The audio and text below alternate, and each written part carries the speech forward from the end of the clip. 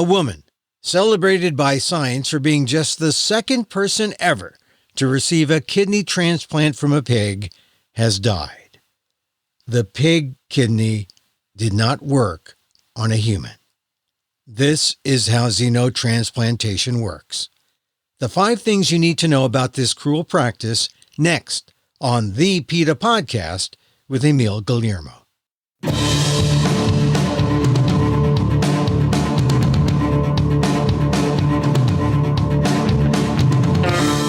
Welcome to the PETA Podcast. I'm Emil Guillermo, your host for this inside look at animal rights, brought to you by PETA, the largest animal rights organization in the world. On today's episode, the latest xenotransplantation case in New York intended to extend and save the life of a 54-year-old woman has ended up another failed experiment, one that's cruel to the patient, her family and friends, and cruel to the animals who died so their organs could be harvested and used. In this case, a kidney. Sometimes it's a heart. It's the stuff of xenotransplantation, animal to human, and it's just a waste of taxpayer money, of science, and of hope. It's hardly the solution to the organ transplant problem in America. PETA Senior VP Kathy Guillermo gives us 5 things you need to know about xenotransplantation on this edition of the PETA Podcast. So xenotransplantation, it's in the news, so we got to talk about it, right? We do. And it's in the news because another patient died. And so what are the 5 things? Because people see that and they say, well, is this good or bad? They don't really understand. First of all, xenotransplantation, how do you define it exactly? Xenotransplantation refers to the removal of an organ from the body of a non-human animal and implanting that organ into a human being. It's an animal-to-human organ transplant. And so that should cause some alarms because we know that doesn't work, animal to human, human to animal, right? I mean, we should know that that's biology, basically. Well, I think the first thing we have to realize that is, in case nobody noticed, the animals are using their own organs. They're not spare parts for human beings. That's the first thing I think we must all agree on or attempt to get people to agree on. Well, certainly we have to define this so that we can go forward and understand how to discuss the death of yet another patient who went through this xenotransplantation, because unless there are some breakthroughs, it's kind of fruitless. But tell me the 5 things that we need to know. Not everybody reads the in-depth articles in the New York Times or in other outlets. So these 5 things may not be known to most people. First of all, xenotransplant or animal-to-human transplants have never worked. The second thing is that when you transplant an organ from a pig, who is the animal of choice right now, you get viruses along with that organ. The third thing is that the organ procurement system is riddled with problems, and thousands of human organs are wasted every year. The fourth is that there's a very simple law or regulation that could be put in place that would vastly increase the number of organs available to people who need them. And fifth, people would be appalled by what happens to animals who are being used not only to harvest the organs for these particular surgeries, but in the research that's being done in preparation for the surgeries. All right, so let's take it one by one. They've never worked. I mean, is this the definition of insanity to keep doing it? And that's the question that everybody needs to be asking. And they need to be asking it of anybody or any agency, particularly supported by taxpayer funds, that is supporting this work. I think it's the definition of greed in this case and glory that some experimenters and some surgeons hope to get. Perhaps there's concern for the patient, but if you look at the history, you wouldn't think so. We can go back to 1984 when an infant girl called Baby Faye was taken to a hospital, and the heart of a baby baboon was put into this infant human child's chest. And of course, she died a few weeks later. There were a number of ethical concerns around that surgery too, and the ways in which her parents were misled. You can go from that to the transplantation of liver a liver from a baboon into two different men who died within weeks. And then you go to the modern era, in which genetically modified pigs are being used as an organ source, starting in 2022, when a man named David Bennett was put under the knife and received the heart from a pig. He then died, and Lawrence Fawcett, I think I'm saying his name correctly, he received a heart from a pig, and then he died a few months later. Rick Slayman received a kidney transplant, and he died just weeks after that transplant. And then finally, this most recent death of Lisa Pisano, who had received a kidney transplant, she died. None of these four patients have lived longer than 2 months. Can't we say that, oh, well, it's a fairly small sample size, and can't we just keep experimenting? Isn't that in the spirit of experimentation and science to keep going? Well, let's look at it this way. We have a procedure that we know works, transplanting a human organ into a human being.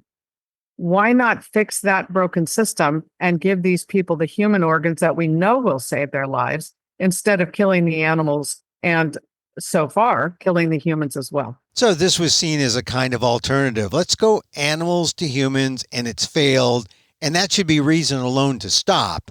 But this leads us to the second reason that it should not happen.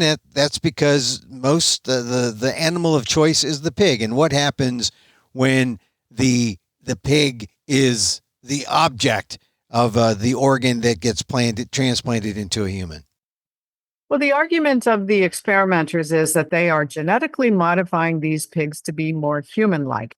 But no matter what they have done, the one thing they have not been able to change is that pigs have viruses that are transmissible to humans. Some of these viruses are known, some are not. We simply can't identify all viruses that are in animals because they've never been seen before in some cases. So there's never a completely sure way to make sure that the pig has an organ that won't bring a virus right along with it. And that's, in fact, what happened to David Bennett, the recipient of a heart that was taken from a genetically engineered pig who died a few weeks later. And when they examined it, they found that he had a viral infection, cytomegalovirus, that came from the pig. They aren't admitting that that had anything to do with his death, and I certainly don't know, but it may very well have something to do with the deaths of people in the future. But this is part of the rejection system that happens, right? When you transplant an animal organ to a human, the virus. No, not really. I mean, the rejection is the fact that when you put a foreign object into a human body, the human body recognizes it as foreign. So even with human-to-human transplants, these patients have to be on certain medications to prevent that rejection for the rest of their lives. But certainly when it's an organ from another animal, yes, there's a rejection issue. But if you have an unknown virus that's transplanted into your body, that could be very dangerous. Some of these viruses are deadly to human beings, and viruses we may not even know when transplanted to humans may, in fact, cause symptoms or cause death that could never be predicted. And so whenever you mention virus, there's this idea that the virus isn't just confined to the patient. It could escape, perhaps, and infect others? Well, let's look at this now. We know that most viruses that infect and sicken humans originated in animals, and they have been known to jump that species barrier. We look at COVID is one possible example. Certainly all of the influenza viruses that infect the world every year have come from animals, and in many cases from birds to pigs to humans, many of them in the southern region of China. So anytime you do this, you are going to risk transplanting a virus that was never detected. All right. So this brings us to number 3. The first two was they've never worked. Number 2 is virus. You need to know about how viruses are involved here and pose a danger. Number 3 is the procurement system, which you mentioned earlier, and that's the procurement system of animals or the procurement system of organs in general. The human organ procurement system. It's deeply disturbing. We know that there are about 100,000 humans who are waiting human organs every year. And we believe, and we certainly have been taught this from television shows that we've seen where they take the organ out of the body of the dying person and put it in the cooler and rush it to the airplane and it goes off to the airport. Well, you would never guess that the system has problems that mean about 28,000 human organs are wasted every year. That's more than a quarter of the organs that people are waiting for. So this happens for a variety of reasons. Sometimes the proximity of the patient to where the organ is, sometimes they just don't have the surgical team ready. There are a whole variety of reasons. And there have been a number of really damaging and damning investigative journalist pieces about this that I would encourage people to have a look at. But when you're looking at, well, let's see, can we transplant an organ from an animal, which has never worked? Or maybe we could focus a little bit on fixing the problems of the system we have and use a surgery that we know will save lives. So what you're saying is fix this current system, and you wouldn't have to go into the animal to the animal sourcing, which is fraught with problems. Exactly. I mean, do you want to get in the car that is going to break down after 2 hours, or do you want to get in the car that's going to run for the next 3 years? I mean, it's pretty straightforward. Well, because we know that if you go to the animals, the animal model, the xenotransplantation, that hasn't worked. So right. It's almost like, we need to fix the current system. What are some easy fixes that can happen in the procurement system? The investigations that I have read indicate that there is a coordination problem, that they need to have a better system among hospitals in order to get these organs to where they need to go. I believe it's been cleaned up a bit in recent years, but there's still so much more to do. And they need to take a good hard look at it. Somebody needs to pay attention to the reports that have come out. Now, if all you knew were the first three things, that number one, they never worked. Number two, there are viruses involved when you're using pigs. Number three, that the procurement system in general is bad. And if we fix that, we can help. You'd be pretty well versed, but there are more. You have other things that we need to know. It would be wonderful if everybody would sign an organ donation card. And we know that's not going to happen, despite educational efforts on the part of our government and on the part of health professionals. There is a law that's been enacted in some European countries called presumed consent. And that law simply states that unless someone has designated otherwise, it is presumed that that person is happy to donate organs in the case of an untimely death. And so that means you don't have to sign anything. If someone is tragically killed in a car accident, when there's a kidney that could be used to save somebody else's life, the assumption is take that kidney and save someone else's life. And this could produce many, many more organs. We've seen in the European countries where this was done that they were able to increase the number of organs available by an order of 3/4 more than they had before. And so that's an example of a law that actually works. I mean, laws and regulations, what are the political obstacles to getting those laws passed? Is it partisan, bipartisan? Are companies more apt to say, no, halt, we can't do that? I mean, I guess Big Pharma would be against it, huh? Well, Big Pharma produces the anti-rejection drugs that every transplant patient has to be on. So I would think the pharmaceutical companies would be very much in favor of it. I think there's just not political will for it. You know, it's strange to me that we have a research system that is more focused on genetically engineering another species, stealing their organs, and putting them into humans who subsequently die, than it is in fixing a system that is fixable. And so if there's no political will, you know, you don't see the lobbyists who usually represent Big Pharma out there, you know, lobbying, you know, congressmen. Where is the political will going to be developed from? Like which sectors? People who need transplants, patients, consumers. Where is that push coming from? It should come from healthcare professionals and from patient groups. There are a lot of people waiting for organs. If there were a way that could be put in place that they could get them, I would think they would be very much behind that. And we should cut all public funding for xenotransplantation experiments, which typically are done from one species of animal to another species of animal. What kind of funds do you think are wasted? Well, it's interesting because this is an area where some companies are hoping they can make some big profit by doing this. And in some cases, it is bankrolled by biotech giants. United Therapeutics has a subsidiary called Revivicor, of all strange names, where they genetically modify these animals and support some of this research. But the research itself, the experimental surgeries from animal to animal, are being done at universities that are very heavily funded by our government, including University of Alabama at Birmingham, Columbia University, Johns Hopkins, New York University, and the University of Maryland.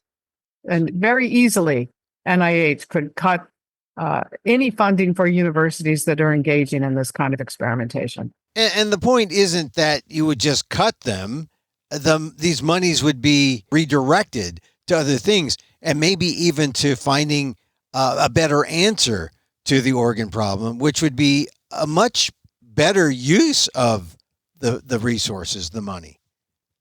We have seen agencies like the National Institutes of Health repeatedly fall back on basic science, these kinds of Frankenstein experiments where you're cutting open a pig and putting the heart in a baboon and seeing how long you can keep that animal alive. And sometimes what will save lives isn't the animal experiment, it's the public education. And that's part of what needs to happen here.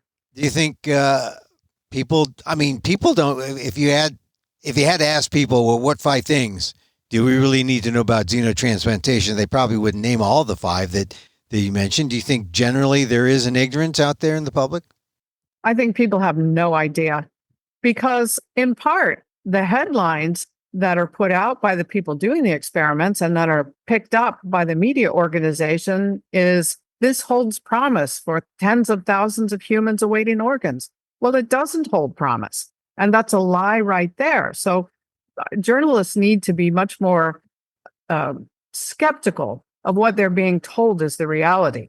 Well, I want to push back just a bit because there are people there who are diehard scientists. Well, we have to hypothesize, we have to experiment, we have to see how far we can go. And they'll say something like, oh, we've only done a small number of these. We need to do a whole lot more of these to really say that this doesn't work. Again, I would go back to what we know does work. And if you are a fully informed human patient, wouldn't you want to have what does work instead of what doesn't work? Now, part of what's going on here is that they are choosing people who are not eligible for human organs because they're too sick, they're too close to death, or for whatever reason, they can't have a human organ. So those are their guinea pigs in this case. But imagine going through a transplant surgery, which is a massively invasive surgery, and living for a couple of extra weeks. And then we have to get to the 5th thing that people don't know, which I believe is so important. What happens to the animals who are dying for the sake of this? Because it's not just the one pig who gave up the kidney and frankly didn't give it up, had it stolen from him. Tens of thousands of animals are used in these experiments. And you can go to PETA.org or you can Google PETA and animal organ transplants, and you'll see pictures of some of those animals that were leaked to us from the University of Alabama.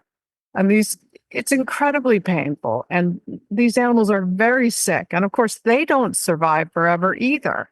They may live a little bit longer than the humans under these very odd circumstances as they're caged up.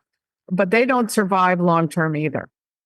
And when you're talking about genetically modifying animals, experimenters run through many, many animals because genetic modification doesn't always work. So a lot of animals are being penned up, experimented on, killed, who will not in any way lead to a future surgery.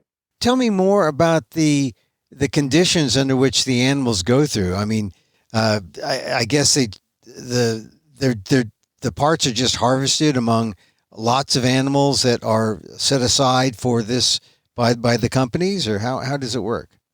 Well, these animals are bred by companies who profit from the sale of animals for experimentation.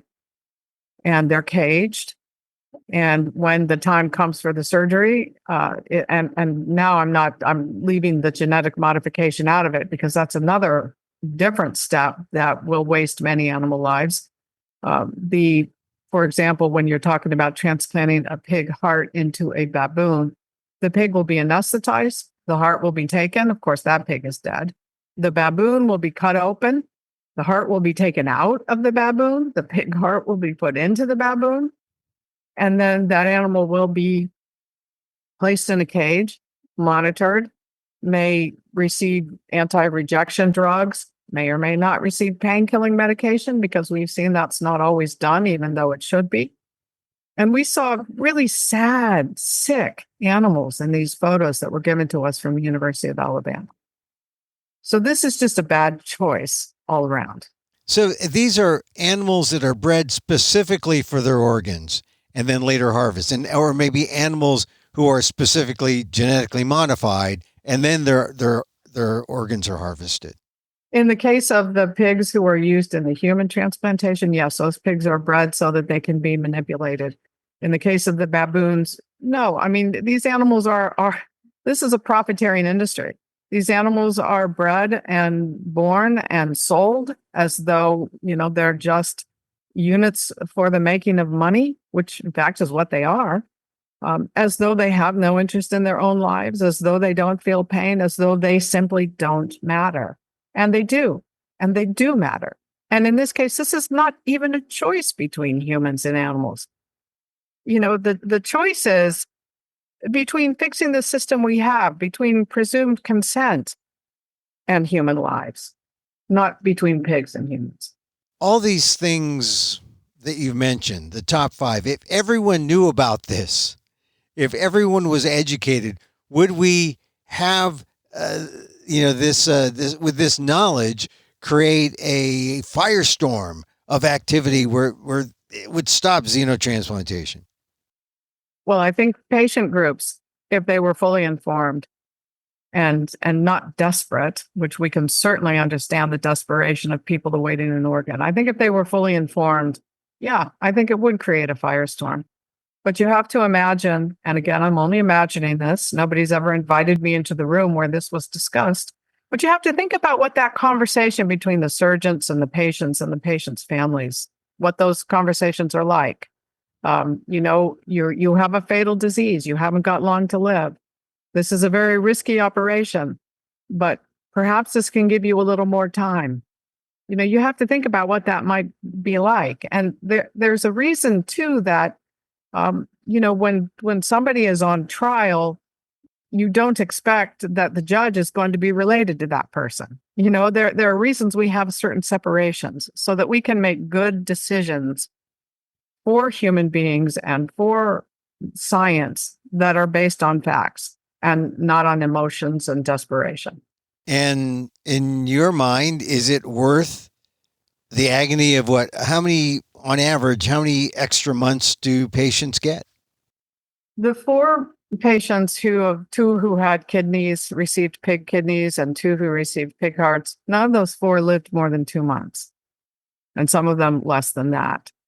So, I can understand the feeling that if I could have a few more weeks with my family, I would take it. Who wouldn't? But they're in the hospital. They're not home with their families. And it didn't work. If they did nothing, would they have lived longer than 2 months? That's a really good question. And we can't know that. We just don't know what will happen to people. It's a very good question that perhaps they would not have lived that long, or perhaps they would have lived longer. In either case, they were very sick, and in all cases, they died. Not to mention the animals. All the animals died. Right. And the attitude that animals somehow need to be our spare parts, I think just from the standpoint of respect for life, respect for other beings, no matter what their species, I think we have to reject it on that basis as well. Where does the debate go? I mean, that just because another patient has died, they're not going to stop. I have to think that the institutional review boards and the ethics committees at these hospitals that are going to look back at these 4 patients, all of whom died within a few weeks, and they're going to have to think very carefully before they approve another transplant such as this. I have no doubt it will happen. And again, people being fully informed is what's going to change this. If we can look at Sweden and Denmark, who enacted presumed consent laws and then had 750,000 more organs than they had the year before in these countries with much smaller populations, you can only imagine what that might do here and how many lives we might actually save instead of pretending that this is a better way.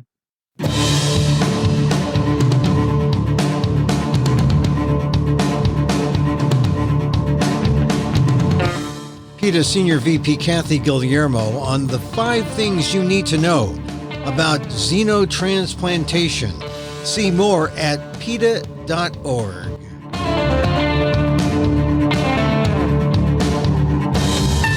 And that's our show for today. Thank you for listening. Don't forget to send a link of the show to your friends. Tell them you like the PETA podcast. Contact us at PETA.org. You can find me on X, formerly known as Twitter, at emilamok, that's EMILAMOK, or see my vlog at amok.com, or see my work at ALDEF, the Asian American Legal Defense and Education Fund. That's ALDEF, AALDEF.org/blog, and get this podcast on YouTube at emilamok1.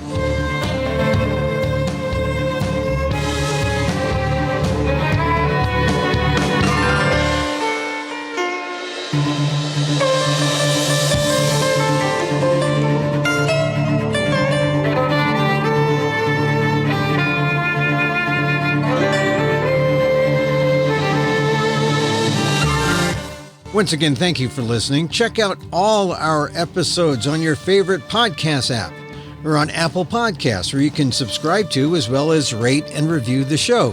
It helps get the word out about the issues you care about. Our music is provided by CarbonWorks. Check them out on YouTube. And join us again next time for more insight into animal rights and the fight for a cruelty-free world on the PETA Podcast. I'm Emil Guillermo.